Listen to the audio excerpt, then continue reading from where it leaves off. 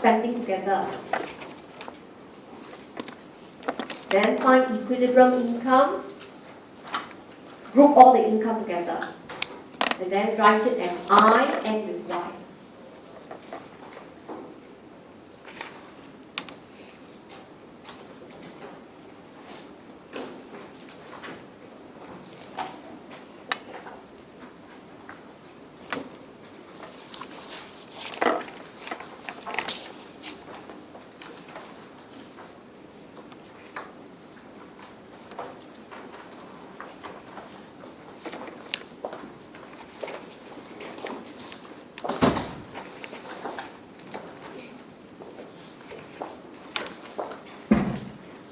And if we finish, remember, compare slope, compare intercept.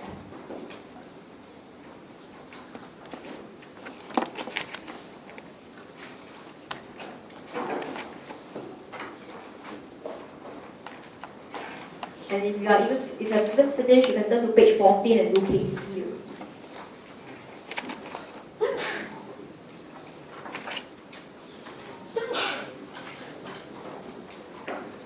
So next week when you come and see me, all of you should have memorized Ci and G complete function already. Then every time you just look at the assumption, then you drop whatever B1 or B2 you want. That's the minimum you need to do for IS. Okay, so you should be almost there. So let's check. Right, so don't do already. See how I do it. So AE, C plus I plus G. Group all the constants, C0 minus C1 T bar plus I bar plus G bar. You must be very competent in this one. Right? You must be able to readily pick up all the fixed spending. Then you have a B2I. Be careful, you need the B2I. You cannot have B2 0. If B2 0, you don't have IS curve. Okay? But be careful with the income. You will have C1 plus B1 1. Okay? Then substitute. This is actually A bar minus B2I plus C1 B1 1. Put everything in. Y is A bar minus B2I plus C1 plus B1 1. So let it start with interest rates. Okay, then you will have A bar. Okay, I skipped the steps already. It's actually it will become 1 minus C1 minus B1 1.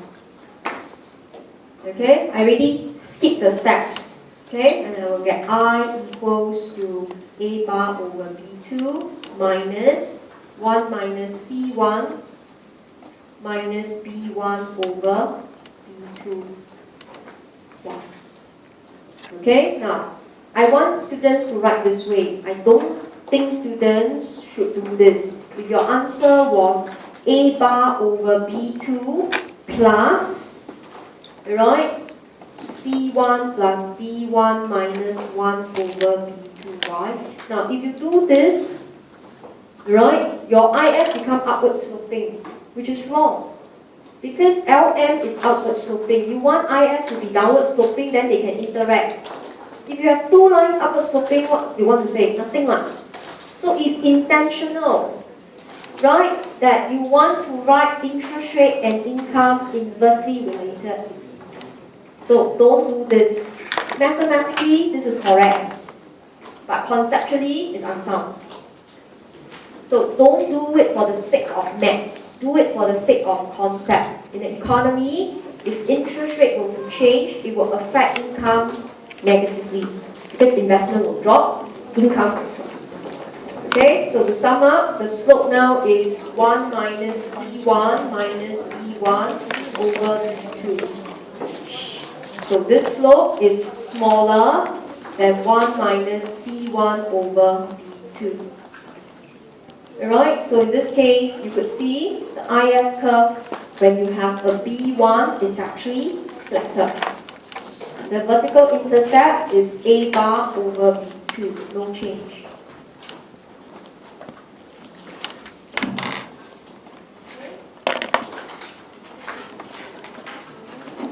If this is your initial IS naught, when your B1 was 0, This was A bar over B2. But now,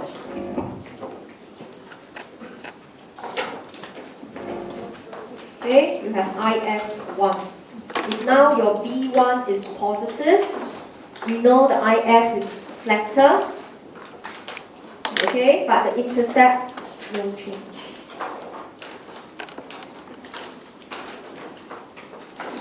Right? And you can actually see the intuition. I1, Y1. Okay?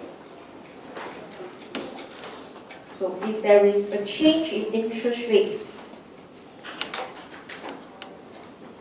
if interest rates were to drop, okay? It's not easy to see, but I'll put a point here for you. This is point A. This is a change in one. But if it is for the flatter curve, it is A prime to B prime.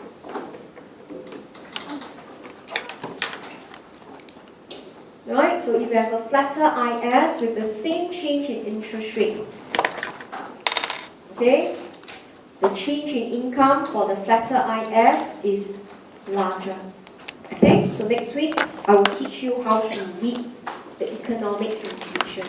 But this week, before you see me for next lecture, you must know how to derive AE, you must know how to discuss slope of AE, multiplier, slope of IS. So if you can have a good grounding on this, you are on a good start to topic 5. So next week when I see you, I'm combining the two already, the ISLM model.